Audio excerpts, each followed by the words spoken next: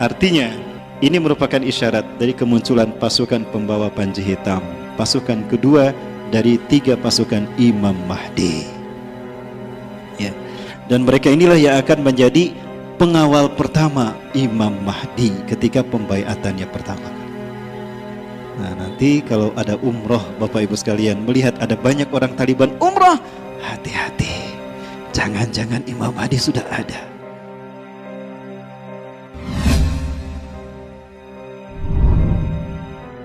Isyarat-isyarat lain terkait dengan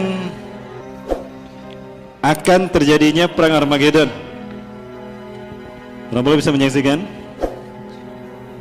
Sekjen PBB, ya, Antonio Guterres itu pernah menegaskan solusi 2 negara satu-satunya cara untuk perdamaian di Palestina Israel. Ya, di Yerusalem tanda petik. Bapak Ibu rahmati Allah, kalau ini terjadi dan solusi ini diterima, Bapak Ibu, maka Palestina akan terpecah menjadi 2. Kalau kita berjalan menuju West Bank, tepi barat, ke kanan itu ke Ramallah. Nanti ada petunjuk arah Ramallah. Itu kampung halamannya Yasser Arafat dan makamnya Yasser Arafat ada di sana. Nah, itu akan menjadi wilayah Palestina, ibu kotanya Ramallah. Ini tawaran dari Antonio Guterres, Sekjen PBB. Cuma ini solusi untuk menyelesaikan konflik Palestina Israel. Adapun jika kita ke kanan, itu kita ke Al-Quds atau ke Yerusalem. Versi kita Al-Quds, versi orang Israel Yerusalem.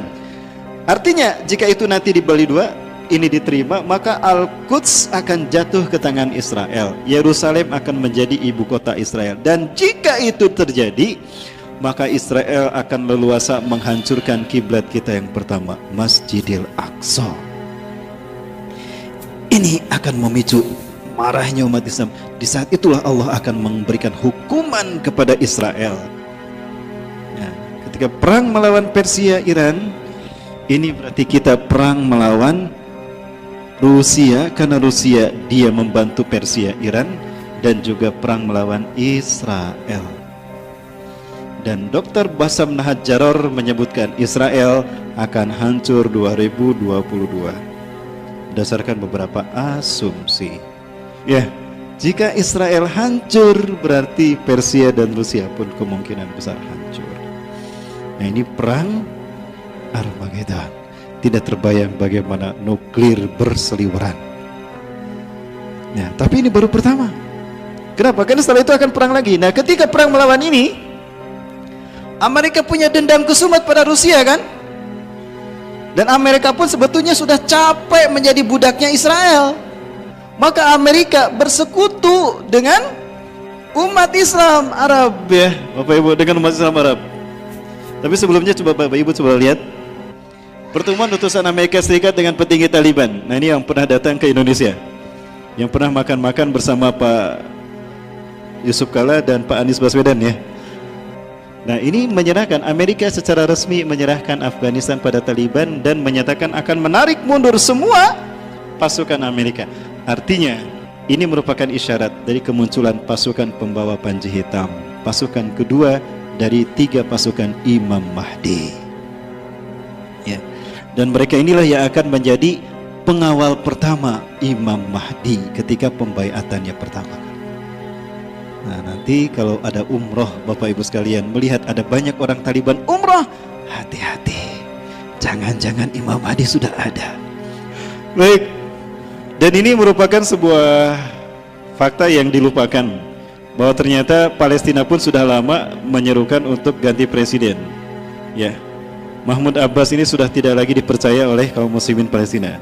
Nah, ini apakah akan memicu terjadinya konflik di wilayah West Bank Palestina? Hal ini akan menguatkan posisi Hamas di Gaza Strip, di jalur Gaza, yang ada kemungkinan nanti Palestina akan jatuh kepada kaum muslimin, dan ini akan memicu perang Palestina Israel dalam skala yang lebih besar. Ya, wallahu a'lam bishawab. Kemudian, lupakah kita kalau Rasulullah juga pernah menyebutkan di sela-sela perang ini, sebelum kita memerangi Rom, itu ada perang melawan Hindi. Di antara tanda akhir zaman adalah kita umat Islam akan berperang melawan Hindi.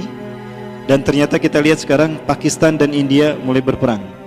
dan bagaimana kezaliman kaum Hindu India membantai kaum muslimin di Kashmir. Ya, seperti apa yang terjadi di Rohingya.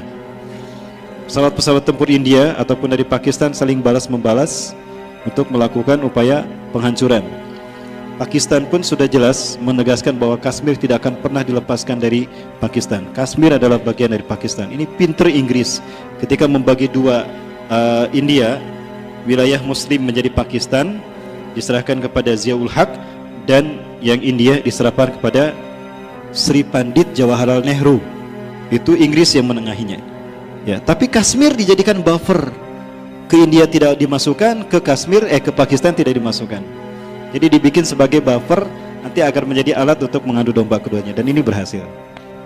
Seperti antara Iran dengan Irak, ada satu wilayah yang kemudian dijadikan buffer. Apa itu? Ajwaf. Dan itu sebetulnya Muslim. Sekarang lihat bagaimana nasib kaum muslimin di Ajwaf, dibantai, Pak. Karena mereka Muslim. Siapa yang membantainya? Iran. Nauzubillah. Maksudnya orang-orang Syiah. Setiap hari pasti aja ada yang digantung karena mereka tidak mau masuk Syiah. Ini jahatnya Syiah di Ajwaf. Silakan buka di Google Ajwaf. Daerah, kalau tidak salah namanya Ajwaf.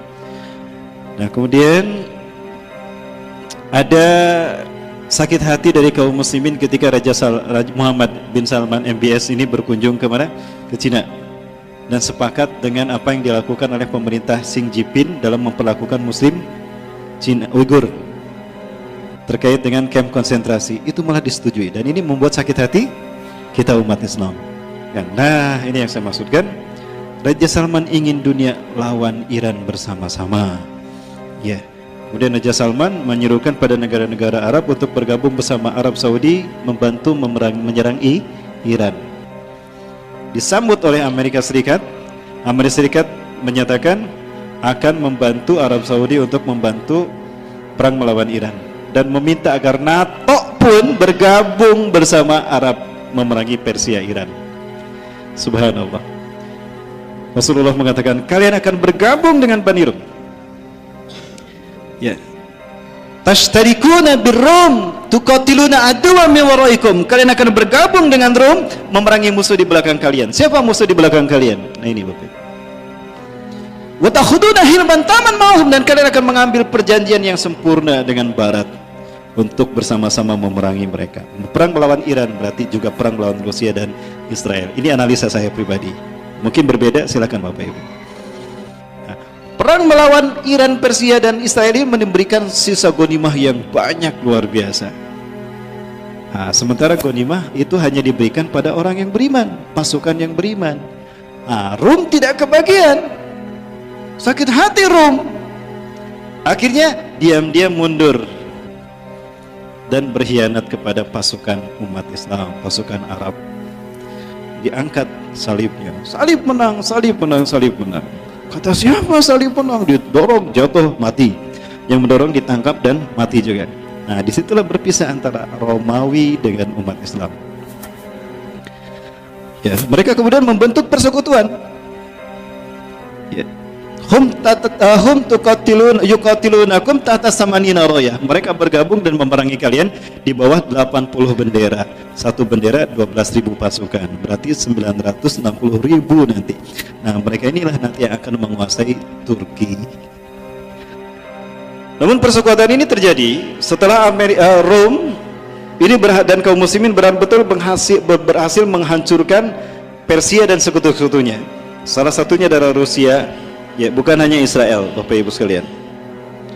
Sekarang sebetulnya sudah memanas hubungan antara Amerika dengan Rusia. Artinya memang sudah mungkin juga akan terjadi perang, sehingga persekutuan Rusia, Iran, Israel ini tidak menutup kemungkinan akan terjalin ketika perang melawan Arab dan Amerika, juga NATO. Ya, Turki juga sama. Turki ada kemungkinan melepaskan diri dari NATO, dan dia merupakan negara terkuat yang berani melawan NATO dan berani memberikan veto kepada keputusan NATO jika bertentangan dengan keputusan Turki. Maka alhasil 80 negara ini memerangi Turki. Maka jatuhlah Turki kepada bangsa Rom. Nah, disitulah kemudian Summatagzuna Rum wa yaftahu Allah. Lalu kalian berperang melawan Rum dan Allah memenangkannya untuk kalian. Ini balas-balasan antara Rusia dengan Amerika Serikat. Begitu pula Donald Trump yang juga ikut campur dalam hal ini. Nah, Bapak Ibu rahmati Allah, dalam konflik semacam itulah kemudian muncullah pasukan Panji Hitam dari bumi Khurasan. Dan sekarang isyarat itu sepertinya sudah ada karena Taliban sudah kuat sekarang, ya.